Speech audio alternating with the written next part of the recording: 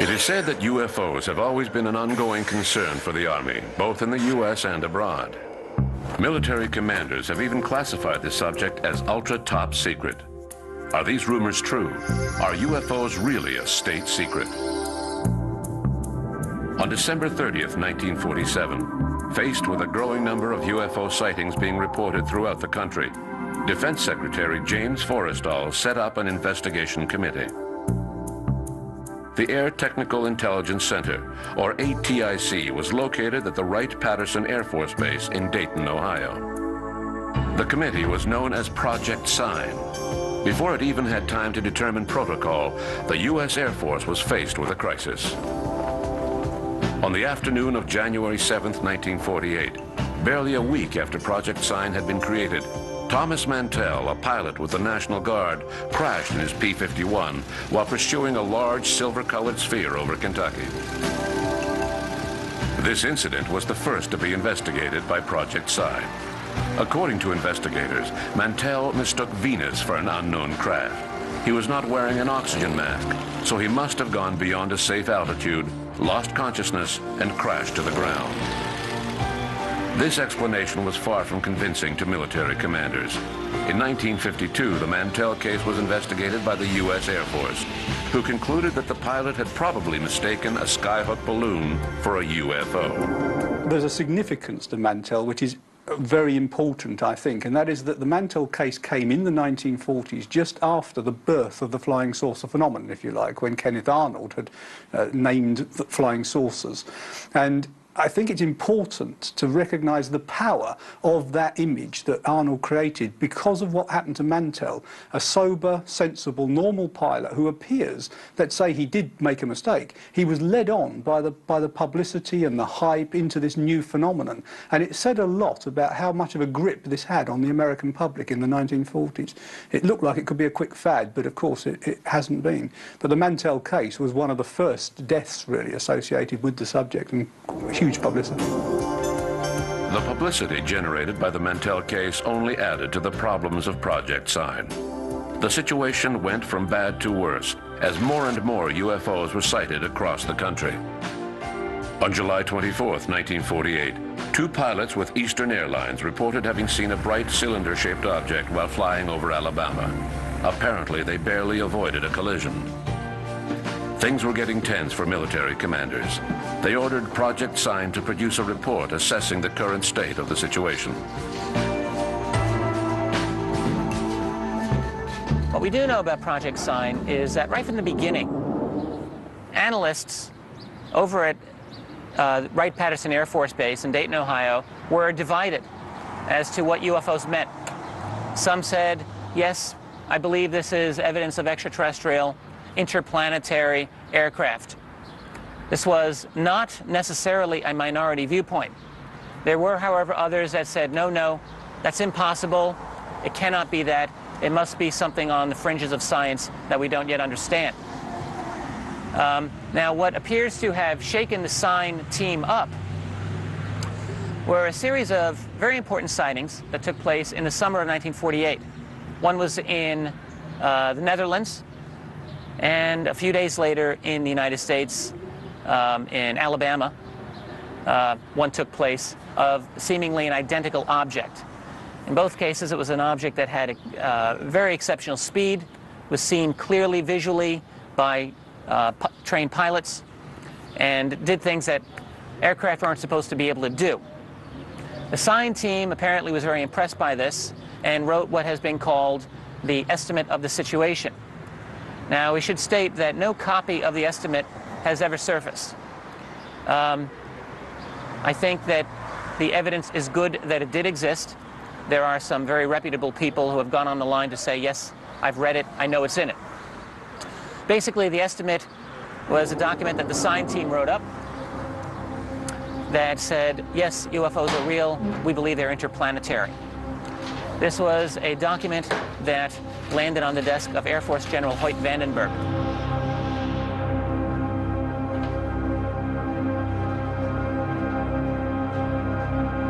According to the story, Vandenberg said, I'm not going to accept this conclusion.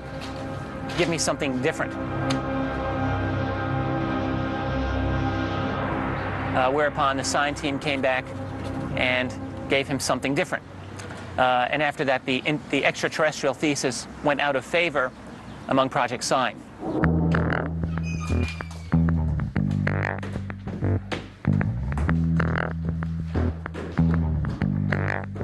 Supposedly, after rejecting the initial conclusions of the estimate of the situation, which stated that the flying saucers could be extraterrestrial in origin, General Hoyt S. Vandenberg gave the order to burn all copies of the report.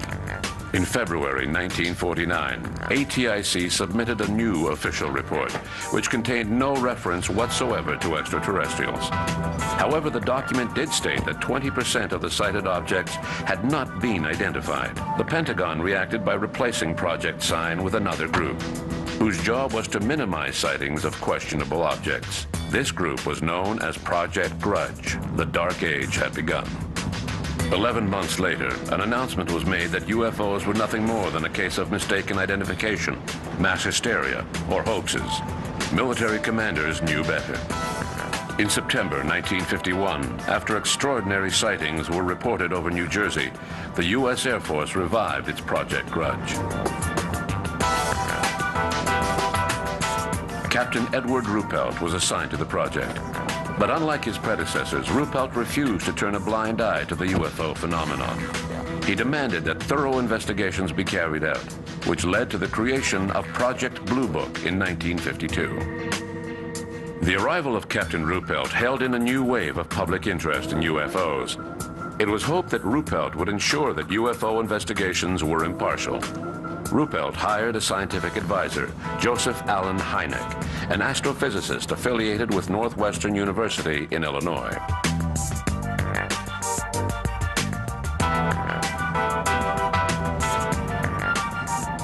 Unfortunately, political winds changed direction in July 1952, when UFOs were sighted over the nation's capital.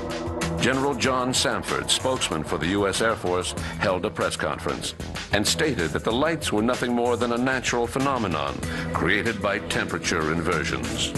This explanation was hardly convincing. Several federal agencies, including the CIA, were demanding a meeting. They feared that the flying saucer mania would lead to mass hysteria throughout the country. When this meeting was finally held in January 1953, the CIA explained that it was vital to convince the public that UFOs were nothing more than hoaxes or a case of mistaken identification. The U.S. Air Force instructed Ruppelt to direct his efforts towards this goal. Project Blue Book became nothing more than a public relations agency. Ruppelt resigned a few months later, fed up with his new orders. Project Blue Book evolved out of the former Project Sign, which then became something known as Project Grudge, and that became Project Blue Book in the spring of 1952. The reason it did is because of the upsurge of UFO sightings that took place at that time. It was decided that this project required a little bit more status within the Air Force chain of command, and it became Blue Book. Captain Ruppelt headed up Project Blue Book for about 2 years in 1952-53. He led several good investigations, but there was a crisis situation in 1952, following the Washington merry-go-round incident, as it was known. For 2 weekends in a row, on both Saturday and Sunday nights, the skies over Washington, D.C. were filled with UFOs, and this needed to be downplayed. A large press conference was held in Washington, during which the military claimed that the objects were nothing more than mirages. But this explanation was not very convincing. There was a change in policy within the organization, and studies into UFOs were brought to a halt. That's when Ruppelt decided to resign from Project Blue Book. Their job became to explain away. We know this because of now declassified documents that lay out the matter very clearly to the Blue Book staff, which is, you know, if you have something that is easily explainable, this is what you tell the public. If you have something that is not easily explainable, don't talk about it to the public. It was a very clear recommendation. Their job was to get the unexplained percentage to an absolute rock bottom minimum. The goal of Project Blue Book was now to find natural explanations for UFO sightings. A key player in this game was Alan Hynek, an astronomer who worked on the project for nearly 20 years until the end of the 1960s. It was basically the first official investigation into the reports of UFOs. There was no actual Blue Book, but Blue Book amounted to the code name for all the UFO reports being collected together and examined by the university, apparently independent of the government. In fact, it was more independent than the government probably intended, because Hynek was gamekeeper turned poacher. He eventually became one of the leading lights of the UFO industry. And indeed, for some time, he was kind of playing a double game. But it took into account mainly lights in the sky and distant objects, flying saucers, if you would. But it also it took in the high strangeness cases, such as the cases of entities seen in Kentucky, for example, in 1955 and so on. And it would examine several of those kind of reports. It was, to some extent, a cover-up. They already had determined, the CIA had already determined, that they were interested in certain aspects of the UFO phenomenon, such as how rumour circulated amongst the population and so on. So it was a study of a lot of that aspect as well. It was, in effect, though, the first US government study, and it would lead on, in the end, to the Condom Report in 1969 in government's, in due course. Up until the mid-1960s, Project Blue Book played its role as a public relations agency, downplaying UFO sightings and reassuring the public that flying saucers were nothing more than natural phenomena. Then, in the spring of 1966, UFOs descended on 3 Michigan towns: Ann Arbor, Dexter, and Hillsdale. The U.S. Air Force quickly dispatched Alan Hynek to the scene. The astrophysicist proposed that the phenomena had been caused by methane swamp gases. It was the beginning of the end for Project Blue Book. The swamp gas incident that occurred in the 1960s, and which was particularly brought to bear by Professor Alan Hynek, who wrote it up in his book, The Hynek UFO Reports and so on. Basically, in Ann Arbor, in Michigan, there were a lot of reports of lights and so on in the skies. Looking back on that now, we might assume that if they weren't structured craft and so on, which was obviously speculated by the UFO people at the time, that they might be something more like tectonic activity that we've seen in places like Hessdalen and so on, where we think that sort of earth movements are causing these lights. But at the time, these lights were thought to be some sort of phenomenon in Ann Arbor. And an explanation was given, which wasn't that absurd, really, which was that it could be igniting swamp gas that was creating the light. Unfortunately, it was kind of picked up by the tabloids of the time and so on. And they made a big point about what seemed to be the government explaining away UFOs as just swamp gas. And I think the government has done some stupid things, and they quite rightly are pulled up by this. But in fact, on this occasion, it may not have been that silly a case. Having said that, what happens when you get flaps like that, like Warminster, like Hessdalen, Gulf Breeze, Ann Arbor and so on, is that you've probably got real UFO incidents there, and these other things get seen by people who get very excited, and then the whole thing becomes a flap, and of course a lot of nonsense gets into the data reported. I think there were probably some real cases in there, but unfortunately the whole thing became a complete fiasco because of this so-called cover-up of using this swamp gas explanation. Dissatisfied with Hynek's explanations, the press hounded Project Blue Book for the truth. In the midst of the upheaval, military commanders set up an ad hoc committee made up of military officers and scientists. They concluded that it would be best for a civil agency to take over, relieving the Army once and for all of its UFO problem. The Air Force dumped the problem into the lap of the University of Colorado. So basically what had happened is that Project Blue Book had lost all credibility at this point. The U.S. Air Force had lost credibility on this project. People weren't believing the Air Force answers that it was all weather balloons, or it was all ball lightning, or some other kind of, the planet Venus every single time. So that what the Air Force wanted to do, and had wanted to do for years, was to get rid of Project Blue Book somehow. Their problem had always been that they had conceded that UFOs might represent a problem of national security and defense, and therefore they could not come up with a good excuse for getting rid of Blue Book. If they couldn't say that there's no security problem, they were backed into a corner, in other words. So what they did was, in 1966, hand the ball over to the University of Colorado, a very carefully selected institution, I might add, to study this matter once and for all, it was believed, in a scientific manner. The Colorado Project, also known throughout history as the Condon Committee, lasted for about 2 years. Now, at the end of that time, the Condon Committee decided that UFOs were not worthy of scientific inquiry, essentially nonsense, and that the Air Force should drop Project Blue Book. The problem with the Colorado Project was that its director, Edward Condon, although he was a world-renowned physicist, really knew nothing about UFOs, didn't want to know anything about UFOs, and was wrapped up with studying the crackpot cases, and had stated his position long before the project ended that it was all nonsense, long before they were supposed to have any conclusions. He was already stating them to the public, to the press. There was essentially, midway through the project a mutiny among many of its members who realized that this was a problem. They realized that the director was preordaining a negative conclusion. Matters came to a head, and many of the staffers were fired midway through.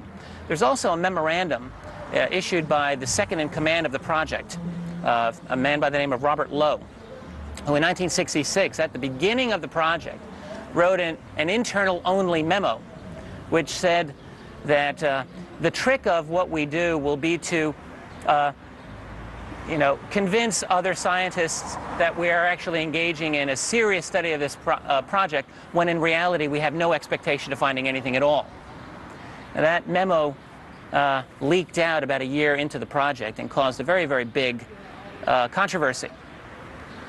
So there were things like this that showed that the project may not have been an impartial study. Certainly, if you review the Condon Committee report, there are many deep flaws with it. It is a deeply, deeply flawed scientific document. The conclusions did not match the data. Some reports were well investigated, others were not. And so that it was a very spotty report. For a document that was supposed to solve the UFO controversy, it did not do it. Now, none of that really seemed to matter. The Condon Committee report was released in January of 1969, and the press basically said, oh, okay, nothing to it, end of story. The Air Force said, thank you very much, we're done with Project Blue Book. By the end of the year, Project Blue Book had been disbanded. So in a sense, the Condon Committee was messy, but it did the job. The conclusions of Project Colorado were so incoherent that people wondered whether Dr. Condon had even bothered to read the report before drawing his own conclusions. Once the Condon report was released and Project Blue Book was disbanded, the U.S. Air Force disassociated itself with the UFO issue. Officially, that is. After 1969, the U.S. Air Force has continued to maintain that it no longer investigates reports of unidentified flying objects, or UFOs. This has been its consistent position now for over 30 years. This is patently untrue. We know, for instance, that there have been many intrusions of sensitive airspace that took place in the 1970s over the U.S. northern border and in Canada at the Falcon Ridge Air Force Base in Ontario. Many airspace violations along the U.S. northern border in November of 1975.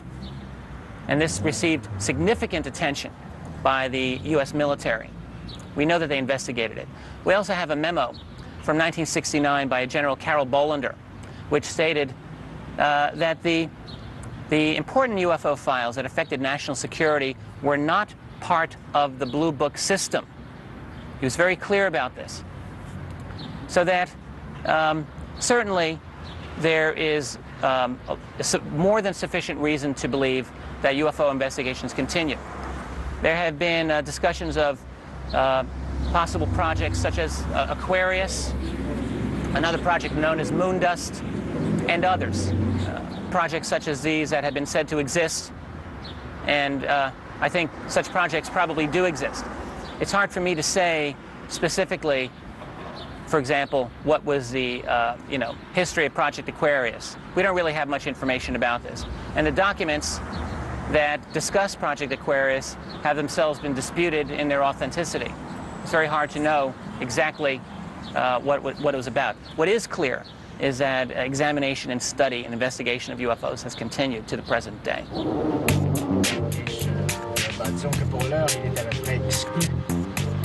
Today, the U.S. Air Force claims that all files relating to UFO sightings are available in national archives. But we have reason to believe that these archives are only the tip of the iceberg. There are a number of astronauts I know who take this very seriously. I've spoken to Dr. Edgar Mitchell, who was the 6th man to walk on the moon, Apollo 14. He's told me he is convinced that there is a cover-up and that the United States has covered up information about a lot, including Roswell, for over 50 years, and that the information is now held by a group that has spun off from the military intelligence organizations of the past. Gordon Cooper has a great interest in the subject. I've communicated with him. He has confirmed that when he was director of the Flight Test Center at Edwards Air Force Base, California, in the late 1950s, a disc actually landed. It extended tripod landing gear and landed on the dry lake bed and was filmed by his camera crew, which were filming various experimental flights at that time. He's confirmed that the disc was around 30 feet in diameter. He did not see this event, but he studied the film, and he was ordered to send it by pouch to Washington, and it hasn't been seen or heard of since. Even though more than 30 years have elapsed since Project Blue Book, chances are that the U.S. Air Force still has several UFO files locked in a vault somewhere. State secrets that will remain secret for years to come.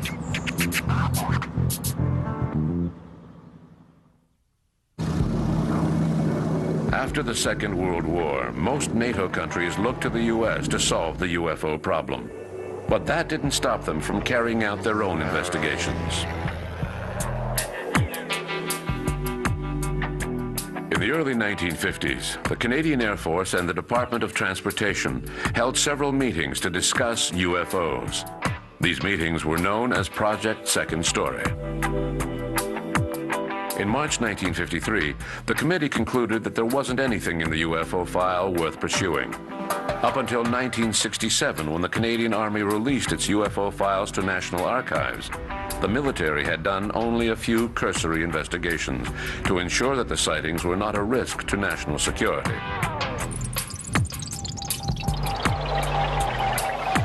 Even today, the Army is keeping a discreet eye on UFO sightings, but only for security reasons.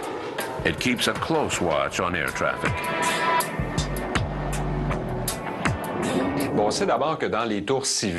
We know that all civil air traffic control towers throughout the country keep a UFO sighting checklist. When an air traffic controller receives a phone call from the public or from a pilot who has seen something strange in the sky, the controller must fill out a report and send it to the 22nd in North Bay, an underground military base that monitors the entire Canadian airspace and works closely with the Cheyenne military base in Colorado.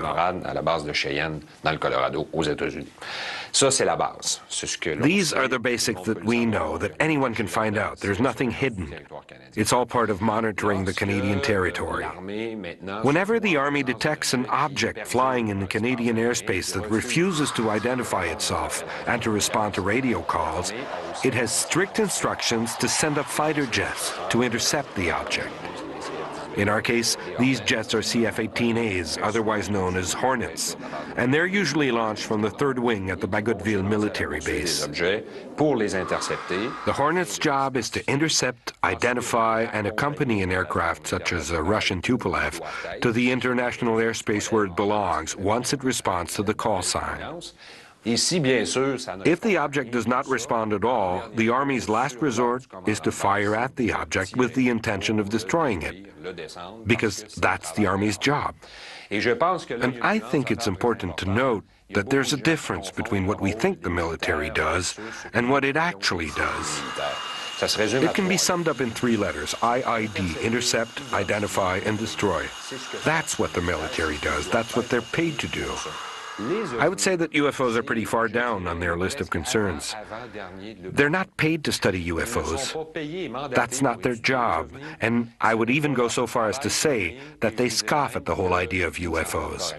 As long as national security is not in danger, they will come up with a story about how something strange was spotted in the sky, and the story will end there. The information will be passed on to the NORAD base in Cheyenne, Colorado, but nothing more will be done about it.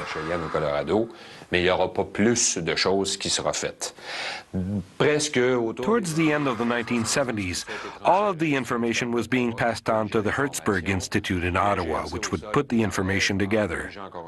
Then the RCMP would create a file from the information gathered. This process ended around 1995-96 due to cuts by Brian Mulrooney's Conservative government, and nothing has been happening since. This means that the public shouldn't expect the military to be launching any intensive investigations into the UFO phenomenon. In the Canadian history of ufology, there was one case in particular that caught the attention of the Canadian forces.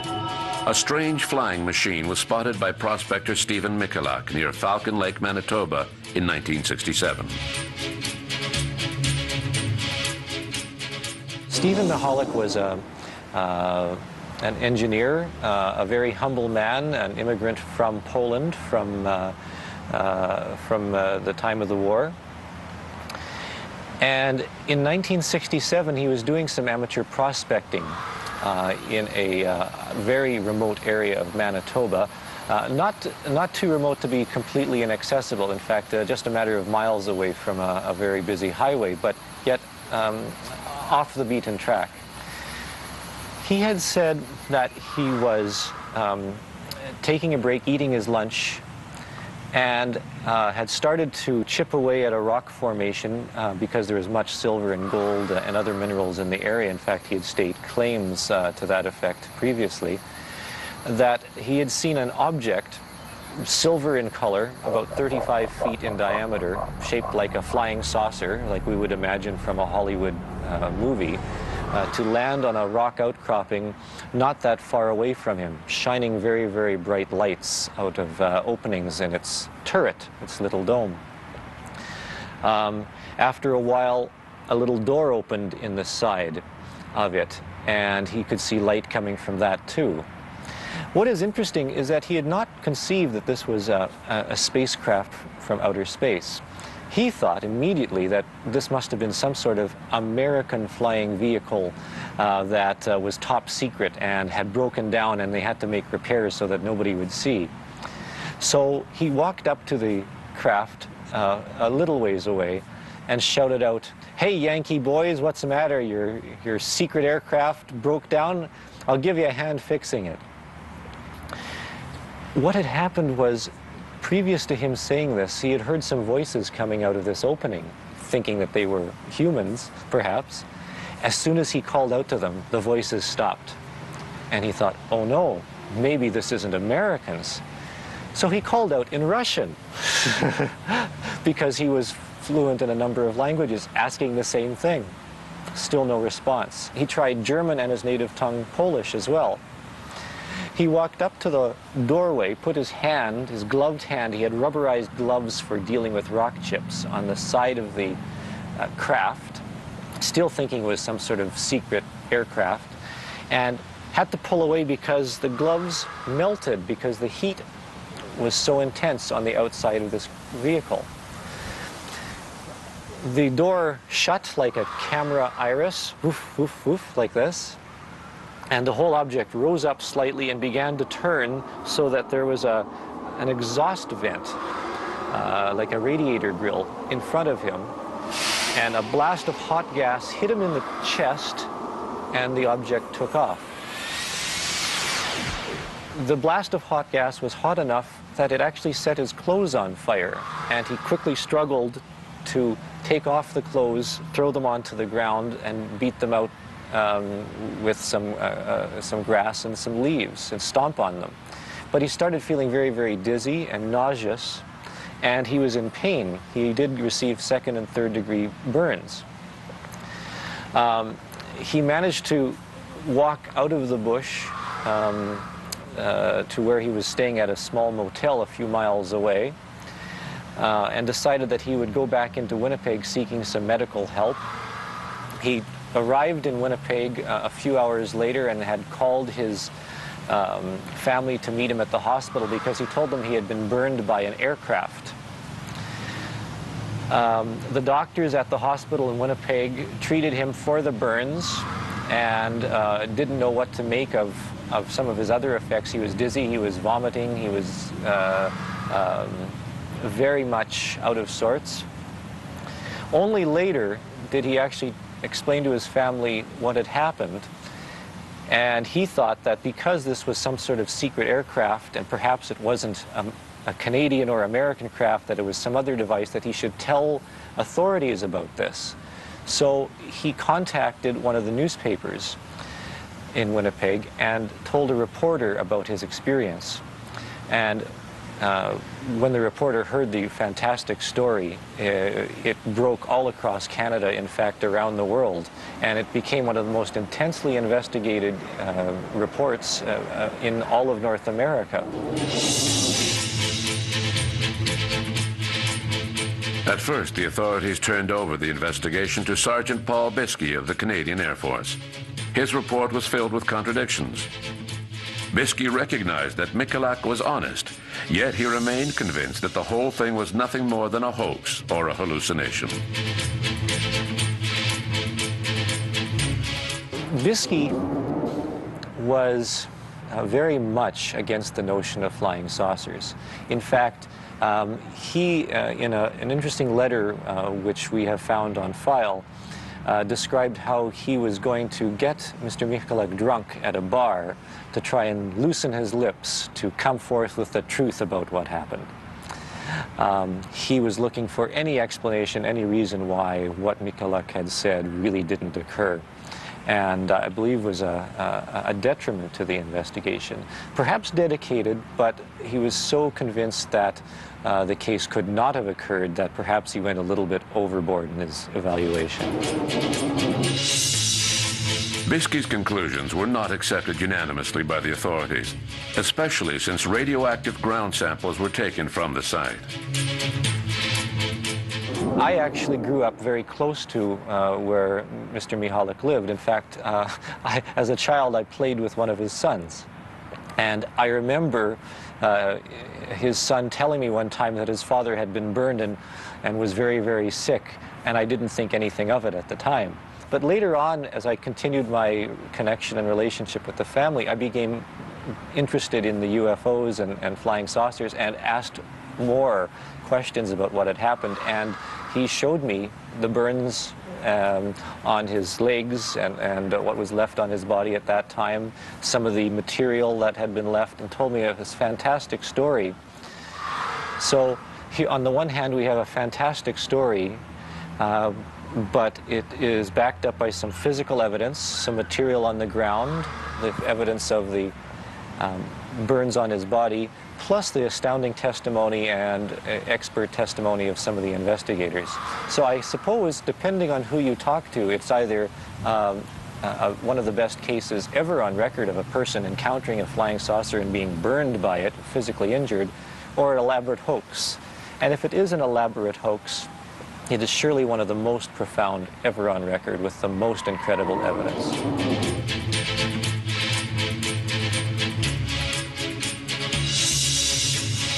The Michalak case was never really explained.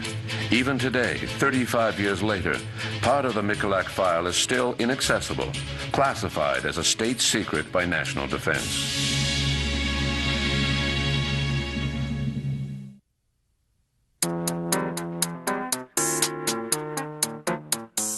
In Europe, there is no Freedom of Information Act. So it is difficult to assess the role of the military with regards to UFOs. We do know that the British government has always been interested in UFOs. Between 1991 and 1994, Nick Pope was in charge of studying reports of UFO sightings.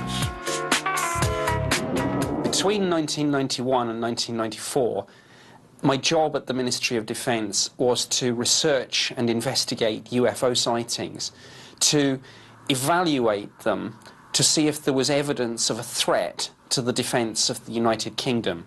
So I would receive between 200 and 300 reports each year, and I would have to the best of my ability, to look at each one of these, to consider all the possible alternatives, and to try and find a conventional explanation.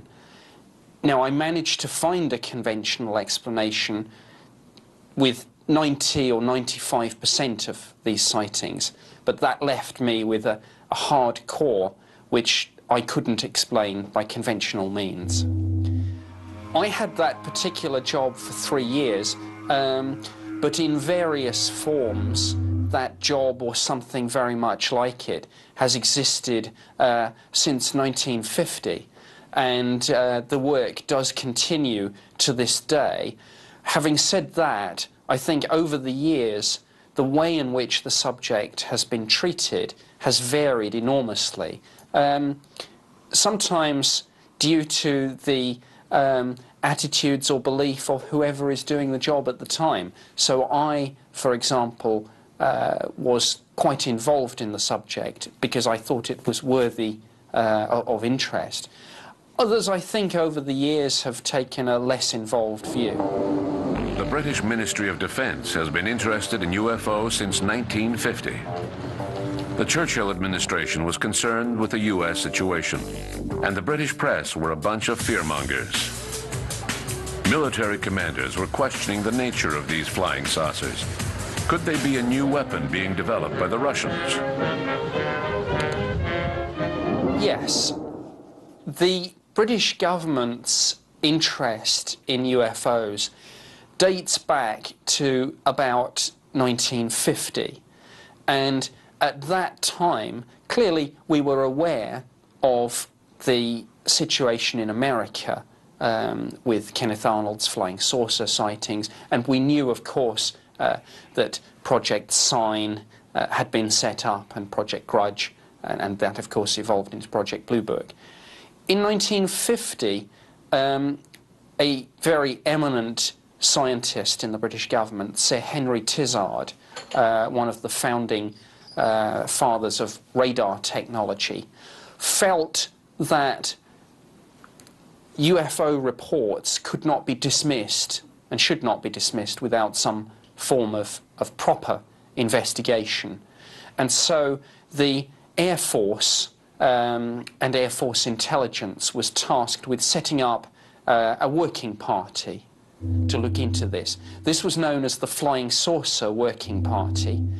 It formed in 1950, and it reported formally its conclusions in 1951. Its conclusions were quite sceptical and drew heavily on the American party line, that these things were generally either misidentifications or hoaxes. Having said that, when it reported and recommended that no further action was taken, a year or so later, this was overturned because of a high-profile series of UFO sightings involving the military. But that is how the official interest started.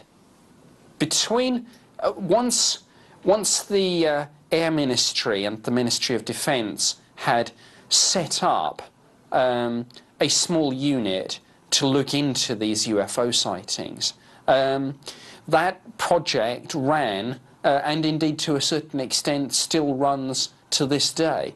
And the job that I did between 1991 and 1994 is simply the modern version of the research and investigation effort that was set up in the early 50s and has run ever since. Now, of course, There have been changes in, of course, the personnel.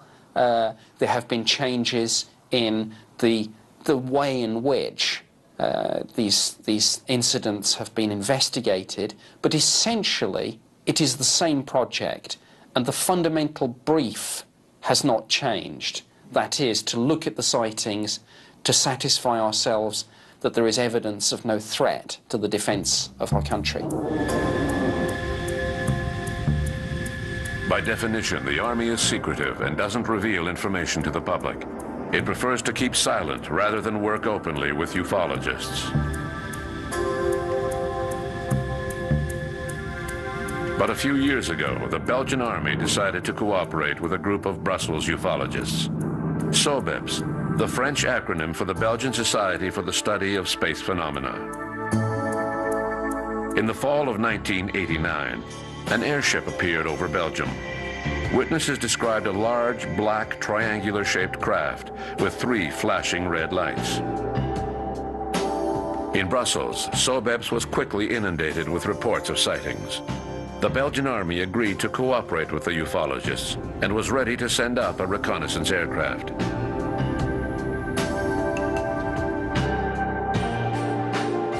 On March 30th, 1990, a triangle was detected on radar screens at Semmerzak Station.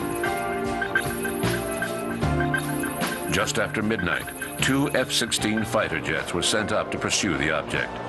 One of the F-16s had the UFO on its radar screen, but the other aircraft was flying without radar. The unidentified object took off at speeds that no human could withstand. A few days later, Colonel Wilfred de Bruer, head of the Air Force, presented radar images to the press.